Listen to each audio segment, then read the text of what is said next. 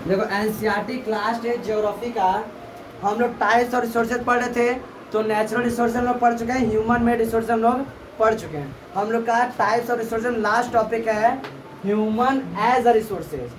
हम लोग human made resources पढ़ चुके हैं, नेचुरल रिसोर्सेज पढ़ चुके हैं। हम लोग पढ़ना है ह्यूमन एज अ रिसोर्सेज, मतलब कि ह्यूमन भी क्या होते हैं, रिसोर्सेज होते हैं। जैसे हम लोग अपने आसपास जितनी चीज़ें हम लोग कल देखे थे ह्यूमन मेड रिसोर्सेज जो देखे थे, चाहे वो हम लोग कार देखे, बस देखे, ट्रेन देखे, ये सारी चीज़ें रिसोर्सेज बन पाती है कब? क्योंकि ह्यूमन क्या करते हैं, अपने नॉलेज का, स्किल का और टेक्नोलॉजी का यूज करके क्या बनाता है, उसको रिसोर्स बनाता है। आज तुम लोग जिस बेंच पे बैठे हो वह क्या एक लकड़ी का ही पार्ट है, क्या एक ट्री का पार्ट है। उस ट्री को काटा गया होगा, उसको बेंच तरह का बनाएगा, तो कौन बनाएगा? कोई ना कोई ह्यूमन ही बनाया होगा। तो वो ह्यूमन अपने अगर स्किल का, नॉलेज का यूज नहीं करता तो तुम लोग के लिए ऐसा बेंच नहीं बना पाता। बात समझ रहा है? तो ह्यूमन भी क्या एक तरह का रिसोर्स है। ह्यूमन क्या करता है, अपने नॉलेज का, अपने स्किल का और कुछ टेक्नोलॉजी मतलब कि जैसे वह जो हथियार यूज कर रहा है, हम टेक्नोलॉजी पढ़ा चुके हैं, तो जो क्या कर रहा है, औजार यूज कर रहा है, वो सारी चीज़ें क्या होंगे, टेक्नोलॉजी होंगी। तो इन चीज़ों का यूज करके क्या करता है, वह ह्यूमन मेड रिसोर्सेज बना के तुम्हें देता है। तो ह्यूमन भी क्या होगा, एक रिसोर्सेज होगा। अब इसको लिखो कैसे, ध्यान समझो। तो human are the special resources. Human क्या होता है, एक स्पेशल रिसोर्स होता है। कोई भी रिसोर्स जो ह्यूमन मेड रिसोर्स है, वो रिसोर्स बन के तब तैयार होगा जब ह्यूमन अपने स्किल और नॉलेज का यूज करके उसे बनाएगा तब। तो क्या बताओ, human are the special resources because they use their knowledge, skill and the technology to make a natural substance into the resources. वह अपने स्किल का, नॉलेज का, टेक्नोलॉजी का यूज करके क्या करता है, नेचुरल को रिसोर्सेज को ह्यूमन मेड रिसोर्सेज में क्या करता है, कन्वर्ट कर देता है। इसलिए ह्यूमंस क्या कहलाएंगे, एक तरह से नेचुरल रिसोर्स कहलाएंगे। बात समझ रहा है? अब देखो हम लोग पढ़ेंगे conserving the resources. Conserving the resources में क्या होता है, देखो हम लोग नॉन रिन्यूएबल जो रिसोर्सेज देखे थे, नॉन रिन्यूएबल रिसोर्सेज क्या होते थे, ऐसे रिसोर्सेज जो समय के साथ क्या हो जाएंगे, कभी ना कभी खत्म हो जाएंगे। क्या हो जाएंगे, खत्म हो जाएंगे। इनका रिन्यूएबल जो होता है वो बहुत ही ज़्यादा समय लगता है रिन्यू होने में। इसलिए ऐसे रिसोर्स को हम लोग को यूज करना चाहिए बहुत ही हिसाब से, मतलब वो ज़्यादा जल्दी खत्म न हो। जैसे कोल और पेट्रोलियम देखे थे, तो उन्हीं को हम लोग अगर केयरफुली यूज़ नहीं करेंगे तो उनका एक तरह से स्टॉक क्या हो जाएगा, खत्म हो जाएगा। तो हम लोग के लिए क्या होगा, बहुत ज़्यादा समस्या। भाई हम लोग व्हीकल कैसे चला पाएंगे? इसलिए हम लोग को बहुत ज़्यादा ध्यान देना चाहिए कि इन सभी रिसोर्सेज को यूज करते समय उनको ऐसा ध्यान देना चाहिए कि वो जल्दी खत्म न हो और लॉन्ग टाइम तक के लिए वो क्या हो रहे हैं, चलते रहे।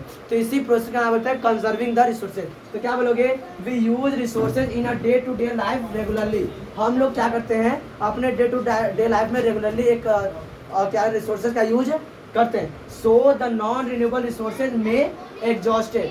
तो क्या हो सकता है कि जो नॉन रिन्यूएबल रिसोर्सेज देते हैं वह खत्म हो सकते हैं। सही है, if we do not aware of the their presence. अगर हम उनके प्रेजेंस के बारे में अवेयर नहीं होंगे तो एक समय आएगा जब हमारे पास जो नॉन रिन्यूएबल रिसोर्सेज, कोल हो गया, पेट्रोलियम हो गए, ये सभी क्या होंगे, सीएनजी लिक्विड क्या हो गया, गैस, नेचुरल गैस हो गए, ये सभी एक समय के बाद क्या हो जाएंगे, खत्म हो जाएंगे। इसलिए हमें बहुत ध्यान देना चाहिए वो खत्म न हो। तो यूजिंग द रिसोर्सेज केयरफुली, यानी उसी रिसोर्सेज को हम लोग केयरफुली यूज कर रहे हैं और उसको एक समय दे रहे हैं कि वह क्या हो, अपने आप को रिन्यू कर ले। तो इसी प्रोसेस क्या बोलेंगे हम लोग, इसी प्रोसेस क्या बोलेंगे हम लोग, रिसोर्सेज कंजर्वेशन। बात समझ में आया?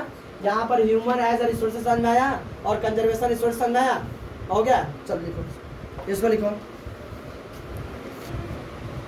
देखो इसमें हम लोग नेक्स्ट पॉइंट है हम लोग का लास्ट पॉइंट इस चैप्टर का, क्लास 8 एनसीईआरटी ज्योग्राफी चैप्टर 1 का हम लोग पढ़ लिए, कंजर्विंग द रिसोर्सेज पढ़ लिए हैं। ये लास्ट में तुम लोग स्टार बना के इसी तरह लिखोगे, ठीक है? इसे बोलेंगे हम लोग सस्टेनेबल डेवलपमेंट। पहला जो हमारा स्टार वाला पॉइंट बनाया है इसको लिखोगे, तुम इस तरह हाईलाइट कर दोगे, सस्टेनेबल डेवलपमेंट। देखो balancing the need to use resources to and conserve them for the future is called the sustainable development. यानी हमें जो भी रिसोर्सेज मिले हैं उससे बैलेंस बना के यूज करना और फ्यूचर के लिए क्या होना कि वो आगे चलता रहे। क्या बताओगे कि जो भी हम रिसोर्सेज मिले हैं उससे यूज करना, लेकिन बैलेंस में, कि वह आगे के लिए चलता रहे। अभी तुरंत खत्म, जैसे पानी मिल गया, वाटर में गया, ऐसा ना एकदम यूज कर दें कि आज ही वाटर पूरा खत्म हो गया। अब पेट्रोल हम लोग को मिला, रिसोर्सेज है, अब ऐसा ना व्हीकल हम लोग यूज करें कि वो पेट्रोल आज ही खत्म हो जाए। तो क्या बताओगे, रिसोर्सेज को बैलेंस में यूज करना कि वह फ्यूचर के लिए क्या हो, चलता रहे, उसे हम लोग कहते हैं सस्टेनेबल डेवलपमेंट। इसी में आगे तुम लिखोगे, ध्यान समझना, द फ्यूचर, देखो क्यों ऐसा, the future of our planet, यानी हमारे प्लेनेट का फ्यूचर और वहाँ के रहने वाले लोग, ये सभी क्या है, लिंक्ड विथ आर एबिलिटी, ये सभी आपस में जुड़े हैं। और हमारी एबिलिटी भी, हमारी क्या है, एबिलिटी भी हम लोग अगर मेंटेन करें, क्या करें, मेंटेन करें, preserve the life support system that nature provide, तो हमें जो भी, हमें नेचर ने जो भी चीज़ें प्रोवाइड की हैं उससे हम लोग क्या करें, अच्छे से यूज करें। मतलब उसमें हम बहुत ज़्यादा उसको यूज इतना भी नहीं यूज करते कि वो बेचारा तुरंत ही खत्म हो जाए, तो उसको हम लोग एज अ बैलेंस यूज करें कि जल्दी खत्म न हो। तो ये सारी जगह हम करते हैं। और एक बात और हम लोग जानते हैं, for it is our duty, हमारा कर्तव्य है कि हम लोग यह इंश्योर करें, यानी यह सारी चीज़ें क्या होनी चाहिए, हम लोग ये प्रण लेके सारा चीज़ हम लोग क्या करें, करते रहें। इससे हम लोग का हमारा जो रिसोर्सेज है वह आगे के लिए, फ्यूचर के लिए भी ये चलता रहे। क्या कहते हैं, पहले पहला पॉइंट समझो, क्या लिखोगे, all use of renewable resources are sustainable, जितने भी रिन्यूएबल रिसोर्सेज है ये सभी सस्टेनेबल यानी चलते रहेंगे, ये सभी क्या होंगे, चलते रहेंगे। दूसरा, the diversity of on the earth is conserve, यानी जितनी भी डाइवर्सिटी मतलब अलग अलग प्रकार के एनिमल्स हो गए, लिविंग ऑर्गेनिज्म, जितने भी प्रकार के अलग अलग लिविंग ऑर्गेनिज्म है, पता है, सिंगुलर सेलुलर एमोबा हो गया, पैरामीशियम हो गया, फिर इसके बाद पता नहीं कितने प्रकार के एनिमल्स हैं जो 4 पैर चल रहे हैं, फिर कितने प्रकार के एनिमल जो वो वाटर एनिमल्स हैं।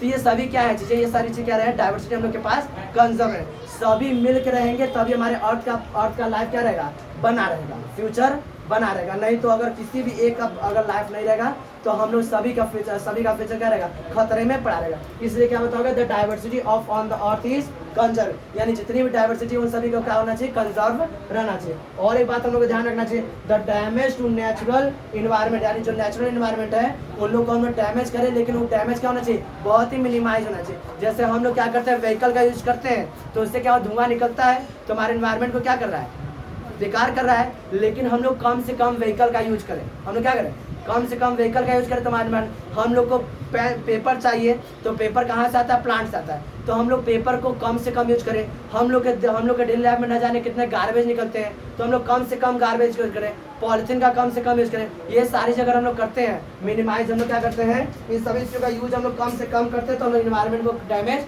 कम पहुंचाएंगे। इससे क्या होगा, हमारे फ्यूचर का, हमारा जो अर्थ है उसका फ्यूचर बना रहेगा, तो हम लोग भी बने रहेंगे। यही हम लोग का ज्योग्राफी का फर्स्ट चैप्टर था। पढ़ने में मजा आया, पूरा रिसोर्सेज था, पढ़ने में मजा आया। चलो ये सारी से लिख लो।